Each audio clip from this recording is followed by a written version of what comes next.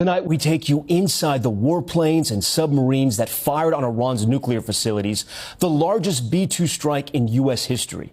NBC's Courtney Cuby with the plan of attack tonight.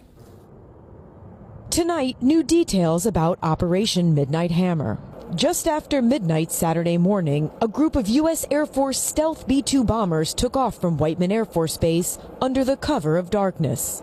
Defense officials said they were headed to Guam, but 7 of the bombers quietly flew in the opposite direction. Part of the package proceeded to the west and into the Pacific as a decoy, a deception effort known only to an extremely small number of planners and key leaders. Flying in near silence to avoid detection, the bombers, each with 2 crew members and loaded with 2 30,000-pound bombs each, began their 36-hour round-trip flight, made possible by dozens of tankers refueling them in the air along the way. At 5 p.m. Saturday night, a large group of fighter jets joined the bombers as they approached Iranian airspace. At the same time, a U.S. Navy submarine launched 30 Tomahawk missiles towards Iran. Less than 1 hour later, the bombers entered Iranian airspace and some of the jets sped ahead, targeting any Iranian air defenses that could threaten the B-2s and ready to take on any Iranian jets that scrambled in their path. At 6:40 p.m., the U.S. began striking 3 locations,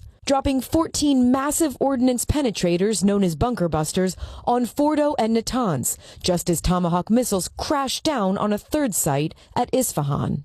By 7:30 p.m., all of the aircraft were safely out of Iranian airspace. According to the Pentagon, Iran never fired a shot at the U.S. aircraft. Iran's fighters did not fly, and it appears that Iran's surface-to-air missile systems did not see us.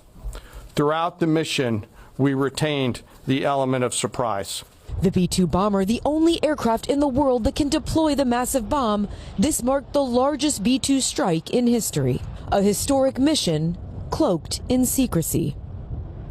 Courtney Cuby joins us live from the Pentagon. And Courtney, this is the first time these types of bunker busters were used in combat. What else can you tell our viewers about them? Yeah, that's right, Tom. These 30,000-pound bombs are uniquely suited to target underground facilities like the one at Fordo. They're equipped with GPS trackers, and their extremely strong casing allows them to punch through reinforced concrete and drill down up to 200 feet. You can see 3 of the holes that they made there in that picture before they even detonate. Tom? Courtney Cuby for us tonight. Courtney, we thank you. Now to the reaction in the Mideast.